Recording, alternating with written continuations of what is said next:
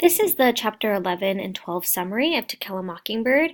Make sure you have your sound on so you can hear what I have to say. I'm not just reading the summary notes, but I will be adding some commentary as well.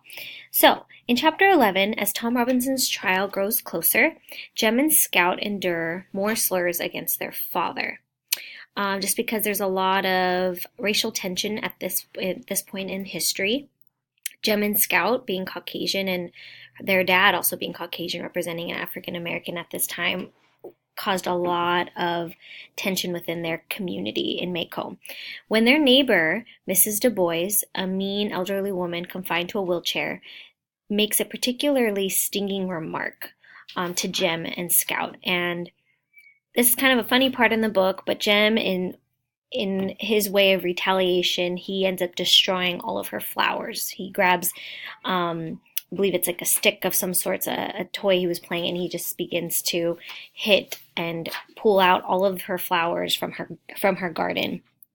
And of course, he gets caught. Atticus hears what happens, and Jem has to apologize to Mrs. Du Bois, and Atticus allows her to give some sort of punishment to his son. And later, Jem is sentenced to read to Mrs. Du Bois as punishment after school for 1 month, and Scout accompanies him. This is actually where we learn a little bit more about Mrs. Du Bois. We find out that she is actually dying and that she is fighting a really bad addiction to morphine, a high pain medication, and she's trying to get off of it to be able to live and pass away, living a clean life. So soon after the reading takes place, when the reading ends, they find out that Mrs. Du Bois has passed away, and they find out that she was battling an addiction the entire time. So that's why she was extra just negative, extra irritated.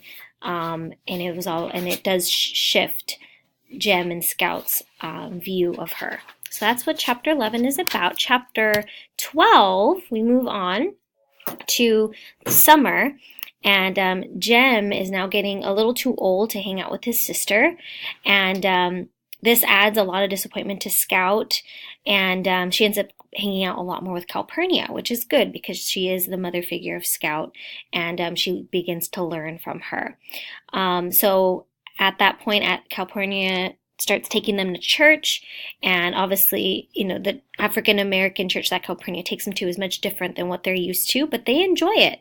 And on their way back, that's when they find Aunt Alexandra waiting on the porch for them, and that's kind of where that chapter ends. It ends kind of with suspense because it's not in Aunt Alexandra's character to just be in front of their home like that, unannounced and unexpected.